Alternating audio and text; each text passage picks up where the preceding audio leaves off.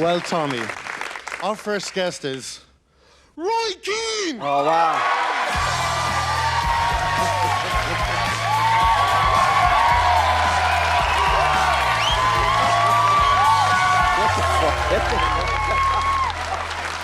How are you, fella? Good to see you. Yeah. Great to see you, man. How are you doing? Great to see you.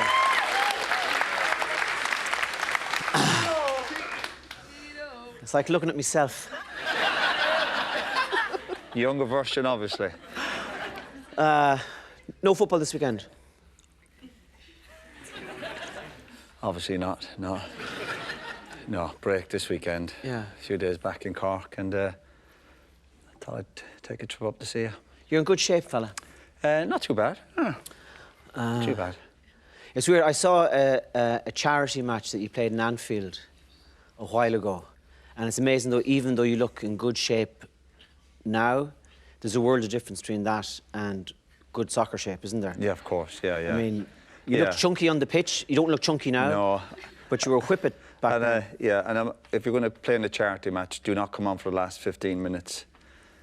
Always play the first 15 minutes where there's a bit of shape to the game. If you come on for the last 15 minutes, it's chaos. Yeah, Everyone's running everywhere, and that's where you get found out a little bit. So that was a mistake. But yeah, obviously I'm a lot older than when I was playing. Yeah. And just because I'm not heavy doesn't mean to say I can get around the football pitch anymore. Do you train and stuff? No, no interest. So what is it? You just eating right, or? Yeah. Decent diet, and I do a lot of walking, and yeah, I kind of look after myself, but it's not fitting. I've no motivation to go running, or I had all that when I was a player. I was obsessed with training when I was a player. To an extreme, maybe. Yeah, so when I stopped, I had no desire to go to gyms or to keep that fitness levels up. I finished when I was 34, and I'd really trained properly since I took football even seriously when I was 8 or 9. So I had a long period of obviously training properly and being mad for the training. Yeah. So when I stopped playing, I just thought, that's it now. How old are you? I'm 51, I think. 51, yeah. How are you getting on off the drink? Are you still off it? Yeah, don't drink, don't smoke, don't do drugs, and I don't sleep with other women. They're my... But I have a few other bad habits, let me tell you. Yeah. But do tell me. Yeah. Chocolate, I love my chocolate. Yeah. Yeah. But I've... No, all good, yeah. Try and look after myself, and yeah, why not? I always thought one day you'd walk out here and be sitting opposite me. Do you know? I feel we know a side of you. I feel you're kind of... Are you guarded? Say when you're on the telly doing the soccer thing, right? It's kind of mannish banter, to a degree. But I feel like you're kind of... With your family and your kids... have a completely different view of you than we have. Yeah, of course, yeah. It's a different life I've got, yeah. I think you do have a guard up. You do have to be wary of who you trust and what you're doing, and when I'm doing the games on the television, obviously that's my job, and I take it seriously. I've always been serious about football. Yeah.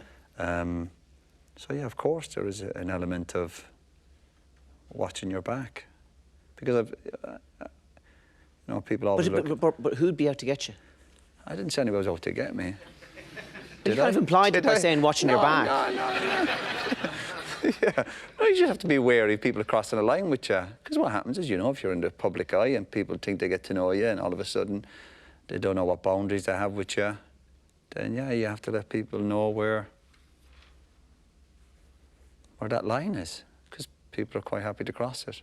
And I suppose with, say, for me who got involved in the entertainment industry, you're kind of making yourself available to the public. There's a kind of it's the business that I'm in. You're a phenomenal athlete. There's no contract with the public. Exactly. With that. Yeah, again, but I was always happy with that deal. I played football. I never chased any sort of plaudits from anybody. I knew I was very lucky looking back on my career. I certainly wasn't as good as people make it out. I was always involved with good teams, so I was very lucky. So I never needed to chase that, I suppose, the plaudits from the public. It never interested me. So I don't have to play that game with people. I don't have to pander to people and make them want to kind of like me a little bit. I just thought if people judged me on the football pitch and thought I was a decent player and done a decent job for a team, then that's fine. But I never really went chasing the other side of it. So I'm very comfortable with that, yeah. Who were your grandparents? My grandparents, they were, obviously, again, I'll go back if you want to go. You talk about luck in the game. I did the luck I had since I was a kid. I've obviously come from a good background. Obviously, I'm a Keane. My mother's a Lynch. Growing up in Cork, sport, of course, a great sporting city. So no matter where I turned to, would be the family connections, we're all involved in sport, obviously very much soccer. So I came from good stock, I had a good DNA. And where I grew up in Cork, Mayfield, I opened my front door, there was games going on, whether it be hurling, football, soccer, Was it a rough part of the city? No, I wouldn't use that word, no. Rough, no. Would other people have thought it was rough? Maybe, yeah, maybe. Sometimes when I was my kids were a bit younger, I'd obviously bring them back from England and we'd have a little spin-up round to where I was obviously born and reared, and they would be, yeah, they'd be a bit unsure, you know. But was it were they kind of small council houses? Was that? Yeah, of course, yeah. Okay. But that was the norm. But obviously that's. But the amazing thing about that is, when you grew up in an estate, however your parents might feel about it, for kids, I mean, you walk out the front door. That's brilliant. And there's a culture out there embracing you, isn't there? Yeah, it was great. That's where the bit of luck came in for me. As I said, even when I was younger, my brothers played sport, all my uncles, and my dad. I was born to be involved in some sort of level of sport. So I was already in that environment of competing with people out in the street, obviously particularly soccer. Soccer was my game. I tried hurling and football and boxing, but soccer was my first love. So then even when I was 8 or 9 years of age, I signed for a team in Cork called Rockmount. And I was already in a brilliant environment with brilliant managers, brilliant players. We always had a good team. So I was already surrounded by people who were very, very good. Now, people say, obviously, I worked hard, but lots of people work hard, but you still need the breaks. And I got down, whether it be, again, go back to Rockmount, Cove Ramblers, a year League of Ireland was a great help to me. Going to England, play for Nottingham Forest, the great Brian Clough. Then getting to United, going into a Man United team that had just won the league. You know, the feel-good factor, momentum was in the club. Playing with Ireland, obviously. I was very, very lucky. I was talking to somebody one time about the difference between elite athletes and the rest of us. And he was saying that there's a dangerous point where you're able to tolerate pain, but there's a dangerous point where you go looking for it. And he was suggesting that the top men and women are able to do that. And was that part of your DNA? Yeah, that's part of the game. That's what you play top-level sport. But that's what I loved. I loved pain. Well, when you're playing top-level sport is all about disappointments. But if you survive long enough, you get a few highs along the way, which I had in my career. But if you want to talk about disappointments, we could be here all night. You know, whether it be injuries, setbacks, falling out with people, sending offs. There's loads of that. But when you play on the edge, like I had to play because technically I wasn't actually a very good player. So my game was all about, I suppose, fitness and getting to people. And I played in a very important part of the pitch. I played in the middle of the park where part of my job was hitting people. And people were hitting me. So that was the game I was in. So when I played on the edge, which I had to play on the edge, because if I didn't play on the edge, I would have never made it to England.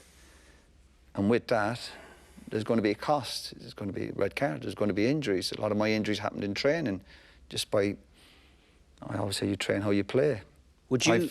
I finished at 34 with injuries, but that was the deal I had with myself. You know, I was going to have to go out and compete. I was competing every week. Did you ever, looking back, did you ever Like, how much did you cry? Because it sounds like you had to turn yourself into something that you were able to turn yourself into, but it mightn't have been your natural state. I'm just wondering, like, did you ever... How did that affect you emotionally? Did you cry? In terms of when I was playing? Yeah. No, I think the only time I really cried was when I left United, after I had a bit of a disagreement with a few people. But yeah, but other than that, no, you're very much... Yeah, you've heard loads of sports people say you're in that bubble, you're in the zone. I always say I was in the zone. I used to always say to people that didn't quite understand it, I was going to war every week. Was it anger? What, when I was playing, you mean? Or just the ability to... No, lots of emotions. Fear of losing, fear of letting your teammates down, fear of coming back to Ireland at a young age. You know, when I went to Forest, it was no good me going to Nottingham Forest and being back after a year. Loads of kids go to England from Ireland. I'd seen them, lads I played with, they come back after a year or two and it just didn't quite work out. That's no good. I wanted to get over there and have a good career. From a young kid watching, you know, there's... For example, when I was 9, 10 years of age, I wanted to play football. Watched the 1982 World Cup, and I thought I need to become a professional footballer. I want to play in World Cups. I want to play football for a living. Watching football every weekend, match of the day, watching all the top teams, watching the brilliant Irish players. So yeah, that was my dream. Can I get to England? But the key for me, obviously, was getting first and foremost, I had to get a trial. I got a trial at Forest, and Brian Clough was obviously very good at giving young players an opportunity. He threw me in very, very quickly. And every time he spoke to me, I understood what he was talking about. He never complicated the game, ever. He never said anything to me that I was like, I don't get that. He kept it very, very simple. And to be fair to when I went to United, the messages from all the great managers is very simple, which I embrace because I'm not a great one for listening too much, you know. I get straight to the point, and the good players pick it up pretty quickly anyway. I've worked with good players even when I was a manager. You might do something in training, the good players pick it up straight away. If you're explaining to a player 4, 5, 6 times, you might have to forget about him. Are you good with, like, say with your missus, are you good at, would she say, and I'm asking you to kind of half speak for her, but would she say that you're an easy man to be married to? Or do you, like, I would feel that I'm a hard person to be married to. Yeah, I wouldn't say she'd use that. No, I wouldn't say she'd say I was easy.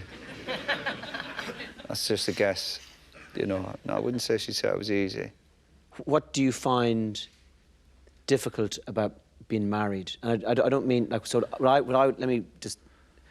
What I would find difficult about being married would be that sometimes I feel as if women thrive on relationship. And that's what they want. They want details and involvement and talking. Whereas I don't think that's... I'm not comfortable with that. So I would have difficulty in sharing stuff with my missus. My wife would want to be... And I'd just, you know... No, I'm not too bad with that. No, I'm okay. I am. No, I don't mind that. I don't mind that chat. And how about your... is it 5 kids you have? 5, yeah. 5, okay. And how many of them are girls? 4. 4. And how's that? Brilliant. It is brilliant. Really good kids, and yeah, they're good. Really good kids. What's the hardest thing you found about being a dad?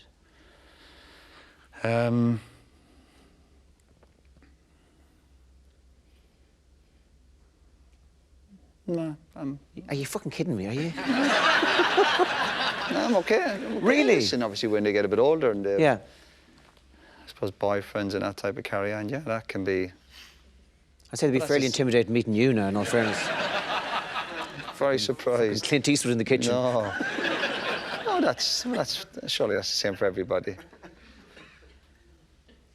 And it's like you're guarded. Now, maybe you're just so calm and settled and strong that you've... Quite relaxed, yeah. Yeah. Shall we do a somersault or something? I don't know. Quite relaxed. Nice drive up. Yeah. We're good. How do you get your clarity then? Clarity for what? For life in general, how do you? Is it natural? Cool. Yeah, I'm quite relaxed. I'm pretty contented with my life. I was lucky with the career I had. Biggest challenge, I suppose, for a lot of sports people is when your career's over. As I said, I was 34, and then really my challenges started then. What do I do with myself? How do I keep busy? How do I look after the family? How do I look after my few bob? And they're the challenges I had over the last, 16, 17 years. Yeah. And obviously I've made huge mistakes along the way, but generally speaking, I'm pretty contented with the deal I've got. I've got great freedom. I answer to nobody. I come back to Ireland when I want. I do a little bit of TV work. I do a few matches. I work for a couple of good companies. I turn up and give my opinion at the matches, and I go home. No real stresses in my life, it's all good. What do you find so attractive about the dogs? Well, I've had dogs that have gone back to, again, growing up back in Cork. What's the best part about having them? Just out walking with them, relaxing. That's when I'm probably more, I suppose, at ease, really, when I'm walking the dogs and I've got a good bit of music on. That'll do me. I'm pretty happy when I'm out with the dogs, yeah. I like dogs. I've always liked dogs. Yeah, I've always liked dogs. Are the questions too hard? No, dogs, they get you out, get a bit of exercise. Yeah. Yeah. Have you ever felt that thing of, we've a big dog, a small dog and a big dog, but I get it more looking at the big dog, a Bernese mountain dog. And sometimes I get the sense of unconditional love from that, and I find it quite inspiring. Do you have Yeah, of course, there's all that part of it, yeah. That bit of loyalty from the dog. They obviously sense sometimes, I know, they sense what kind of mood you might be in. They feel your energy, if you're having a good day or a bad day. I know for a fact, particularly when I was a manager at Ipswich, and I'd come back from matches, and if we lost a game, which unfortunately we did regularly, it would just sense, as I was getting out of the car, they just look at me and they go, he's lost today.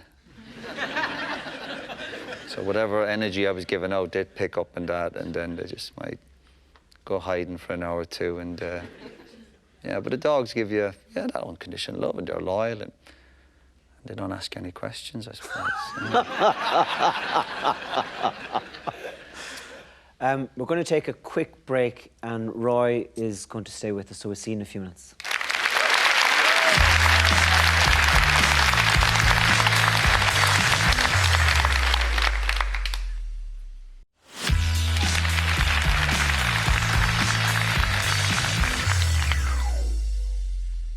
What were you like as a manager? We're getting to see stuff like the all or nothing stuff that's on Prime, and getting to see footage of managers inside in dressing rooms. And the one watched most recently was Arteta in at Arsenal, and how he's like roaring and shouting and trying to infect them with his energy.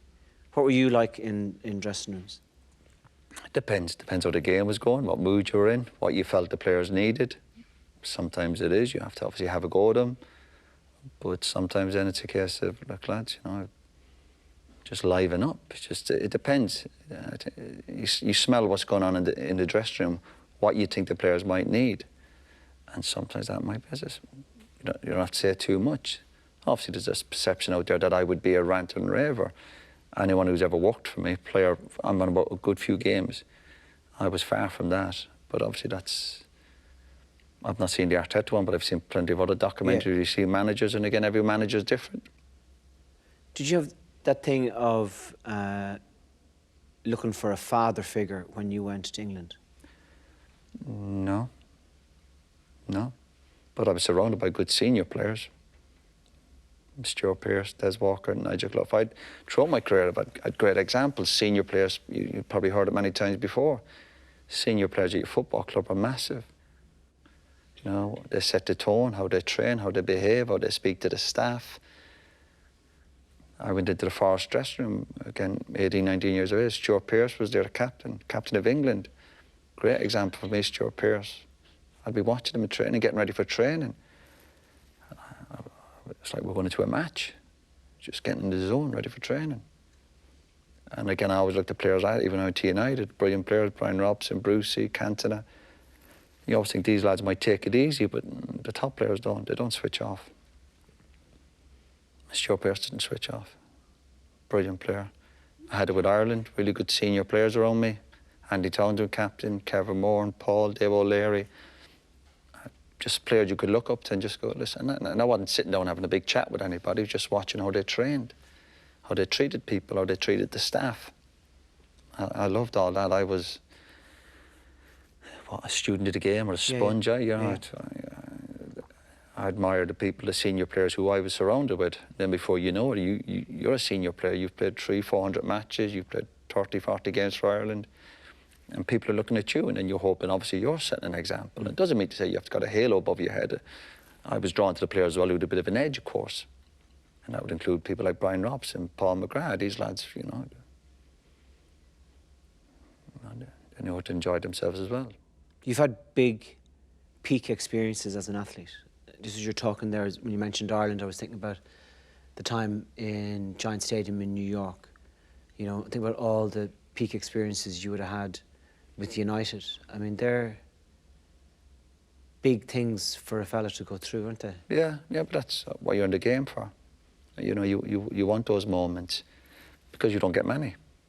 You know, again, you look back at the World Cup in '94, Ireland actually don't qualify for many tournaments. Yeah. So when you get to one, you've got to try and, first of all, go out and compete. Try and get some good results. Obviously, the Italian game was good. Then after that, it's a bit of a struggle to get out of the group, and before you know it, you're back. You know, you spend 2, 3, 4 years getting there, and it can be over in 10 days. Yeah. And it's always a balancing act, always a balance that you come back, and then you have to be self-critical of where you think the team can go. Obviously, I ended up falling out later on with Ireland in Saipan. But I've always been comfortable challenging myself and the people around me. Yeah. I've always been like that, yeah, But I was like that with Rock Mountain when I was 9, 10 years of age. I just would fall out with people who didn't train on time. I couldn't understand players who wouldn't go training. I couldn't get my head around it. Were you any good at school? No. You seem surprised. No, no interest. Mad for the sport. Again, I was one of them kids who looked out the window every day just thinking, get me out here. I want to play a sport. So would you been like failing exams in secondary school and stuff, or just getting low marks? Yeah. Obviously, I'm not proud of that, obviously. Because then you're having children, you're trying to pass on good habits to them. But yeah, I wasn't good at the old school, no. Can you tell me what it was like when you met your missus? It was okay, yeah. Obviously, there was drink involved, and went out and so I met Teresa in Nottingham. Obviously, I was 19, 20, 21 maybe, yeah, enjoying myself. Obviously, I had 3 years at Nottingham, and she was on the scene, and obviously, just fancy a drink. That's the usual chat-up line, isn't it? Is it? Yeah. But I wasn't really wanting it. Do you know what? When I was younger, I was more going out with the boys and having a drink. The women wasn't a big thing for me, I have to say, at the time. So yeah, I was more I'd more have a night out with the lads than kind of chasing the women, really. Yeah. Yeah, but we'd probably only had one really proper date, which wasn't good, really. It didn't go well, or? Yeah, no, it went very badly. Yeah, we met. I picked her up, actually at the city ground, at Forest. And obviously I'd met her when I'd had a few drinks, so the chat was slightly different. And we went for a spin. I said, do you fancy going to the pictures? Because at least at the pictures you can just watch the movie, you know, don't have to chat too much. And she said, no. She said, no. She went, I went last night with my friends. I was like, well, there's other movies on, you know. I said, do you want to go for a drink? And she said, no, no. So I literally drove back to the car. This is all within 10, 15 minutes. And she said, what are you doing? I said, well, you don't want to go for a drink. You don't want to go to the pictures. What else can we do? And she got out. I said, I might see you next week. She said, I don't think so. And slammed the door. That was my first date, you know. And we're still married, yeah. How did the second one come about? Did you? I don't think it was a second date. It was just, let's not see you when I've had a few drinks, obviously, and Yeah. hopefully the chat will be a bit easier. You did the 2 books, one with Eamon and one with Roddy.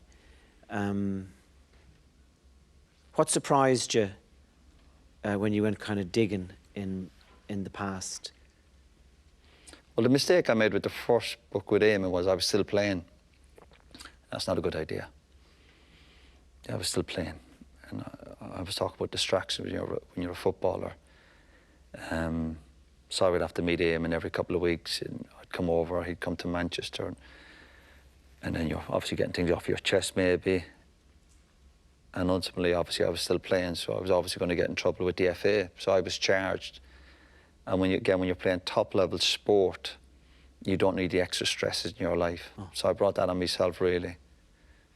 Roddy was obviously a lot different. I'd been retired, I had a bit more time on my hands, it was a lot more relaxing. Obviously, Roddy's a really good guy. Yeah. I like spending time with him.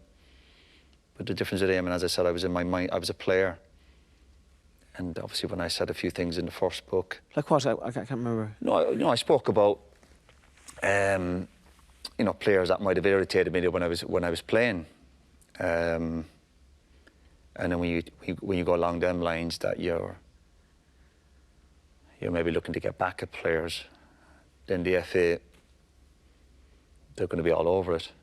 And I was charged, obviously, by the FA and got a big fine. And yeah, you know, that was hassle I didn't need. Are you talking about the Haaland things? That's yeah. Specific to that, okay. Yeah. Yeah. So the story of that is very dramatic. So the stories I haven't done a fierce amount of digging into it, but the kind of the... Yeah, it seems a bit more dramatic than what it was, really. I don't think it was bad as... He had said to you, you were pretending, you were faking an injury, and you, during a particular match, you kind of cleaned him out of it and said, don't ever say that about me again, more or less. And he was buckled for how long? He wasn't. How do you mean? What do you mean? Like, how long was he injured for? I don't think he was injured. How come there's a story that, oh, geez, he'd never walked again, or... Do you, like, yeah. You know, like that was the story, That was the story, right. He never played again, or... Well, he played 3 days later for an international... He played for his... But obviously that's... Yeah, okay. Why let the truth get into every good story? Yeah. He played 3 or 4 days later. He was fine. Yeah. What do you do when you go back to Cork? Very little now to what I used to do years ago. I relax at my mother's house. I was there last night, went and got a Chinese, got a takeaway, watched a bit of television, watched a bit of rugby, went for a walk this morning. It's not torture. It's not, like when I used to go back years ago, this idea of sitting in the house, obviously when I was 21, 22, the amount of times I said to my mother, I'd be back for my dinner. You know, obviously I was out and about enjoying myself, of course. But now I'm sitting in the house, happy as Larry. It's not torture sitting in the house, I like it. Who's at home with Mum now? There'd be probably me and my eldest brothers there most of the time, yeah. And is it the same house that you would have grown up in? No, we saved a few bob and bought something a little bit bigger for my mum, yeah, and my dad, yeah. How did they find the move? Like, because that can be a thing sometimes of people have been, so they live in say, a small house in a busy community. Everybody knows everybody. It's, you know, your wall is their wall. Do you know what I mean? Yeah. And then the son gets money, or the daughter gets money, and oh, mum would buy a big house out the road, and mum and dad go out, and all of a sudden, hang on, this isn't what we're... Did your parents have any of that? No, they were delighted. Really? Okay. Yeah, delighted. They were delighted. But we loved where we lived, and that was brilliant when we were younger. Yeah. Then we lived in Mayfield in Cork, and then moved to Lodermore. Brilliant. But mum and dad were getting a bit older. We were growing up, we were moving out. You want a bit of peace and quiet. Yeah. Where we live now is very, very quiet. Oh, it was great for them. It's great to try and look after people. Yeah. No. And a few times I said to my mum and dad over the years about trying to, the house is quite nice. I said, do you want to get something a bit smaller, a bungalow or something? But they were like, no way, we're leaving here. Yeah. Well, I know what they'd be thinking as well. They'd be worried what people are thinking about them if they're downsizing. Things must be bad, you know. Roy's on Roy's lost Virgin. his few bob, yeah, no, right, yeah. No, I've lost my money, and we're downsizing. So any idea that we might move them out, Yeah. no, they were staying. Were you starting to come to prominence in Manchester around the same time that the whole, or were the Stone Roses and all that kind of stuff? That Yeah, was, probably just before I got there.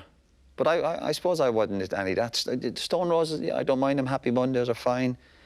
And I was the Hacienda nightclub was a famous nightclub. But I wasn't really a nightclub type of guy. I was more of a pub drinker. So that kind of bright lights of Manchester never kind of appealed to me anyway. out dancing and... No, I wasn't really a dancer. No, when I say You surprised of course. No, listen. No, not like nightclub music was proper, but I'd be able to listen. I'd obviously throw a few shapes, but I wouldn't be out there for hours. I'd be at the bar. Yeah. I'd want to be at the bar, yeah.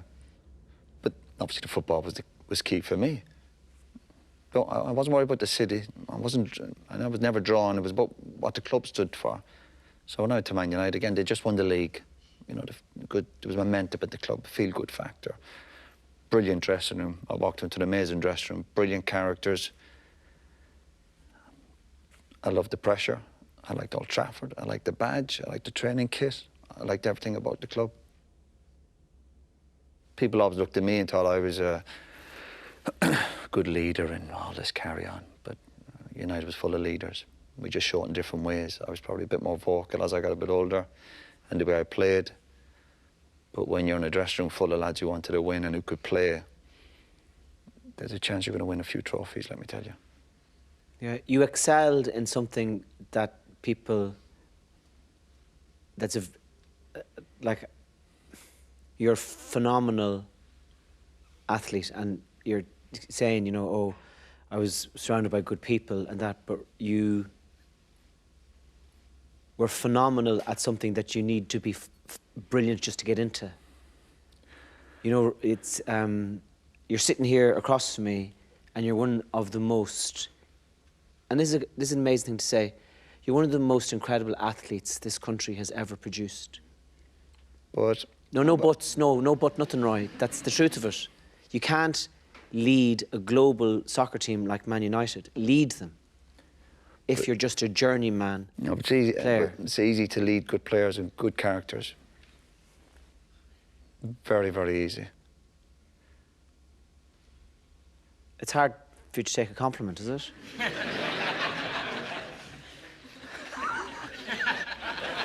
No, it is. Again, I do a lot of football when I watch the matches, and when I was a kid watching football. But when I eventually became a senior player at Man United, after playing 200 or 300 games, and responsibility comes your way, you don't go looking for it. You don't. The captaincy, for example, you know, the manager obviously sees something, he gives you the captaincy. You don't apply for it. But it's very easy before any big game, and I look over my shoulder and look, the players are behind me, and I would say to myself, would it be Schmeichel, Scholesy, but Giggsy, all these lads, and I'd look over my shoulder and I think we have a chance today. It just struck me there a moment, you know, and there are a couple of cliched moments that get played on the Roy Keane reel that Sky Sports put together. And so say that just what interests me about what you're saying there, and looking back behind you and seeing these phenomenal players and going, we have a chance. But there's also a sense of you being their leader, because from the little I know of the incident with Vieira in the tunnel, was that he'd been given guff to Gary Neville, and you stepped in to protect Gary Neville. Now, where does that sense of ownership come from? That kind of... That was just, would have been annoyance really with the Arsenal players, whether it be Gary or not. I just think it's the most normal thing in the world to come out and defend your teammates. You want your teammates to think, yeah, I'd like to go to battle with him. And that's what we wanted. That's what we had at United for a number of years. Alex Ferguson used to always make the point before big games, you're sitting in the dressing rooms, you know, you're sitting and go, are you happy with the guys next to you? And, yeah, let's go. We're going to war. They're after our livelihood, they're after our trophies, they're after whatever. And I loved it. But believe it or not, when I stopped playing, I didn't miss it. I never missed playing. It was really bizarre. Because it was everything I stood for. The game. I'm going back to my days at Rockmount, my year at Cork Ramblers, 3 years at Forest, United, 12 and a half years, and I had obviously a few months at Celtic. That's what I stood for. And then it was like, no, it's over now, and you go, all right. But I never really missed it. Which is very, very pleasing. Because a lot of players can't let it go. And I was convinced I'd be one of them. I thought I'd never move on from playing. You'd be trying to hang on to the past, but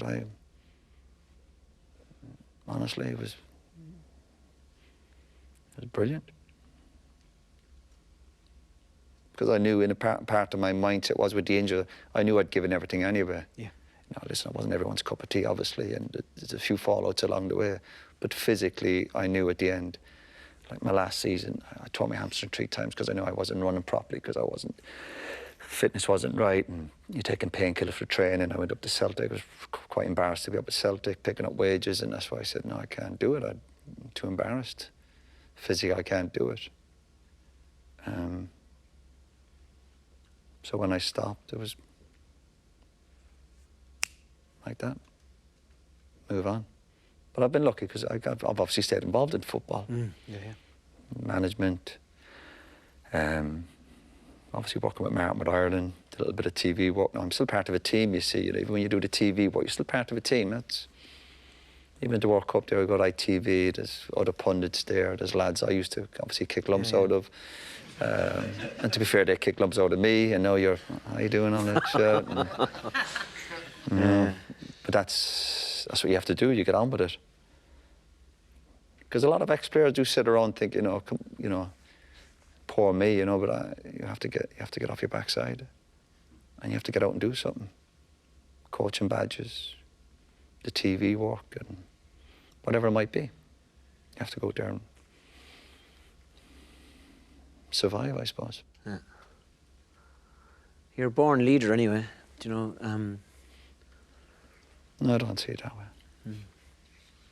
I'll disagree with you on that. Thanks for coming on to the show, and it's been a pleasure talking to you, fella. No problem. Nice to see you. Ladies and gentlemen, Roy Keane.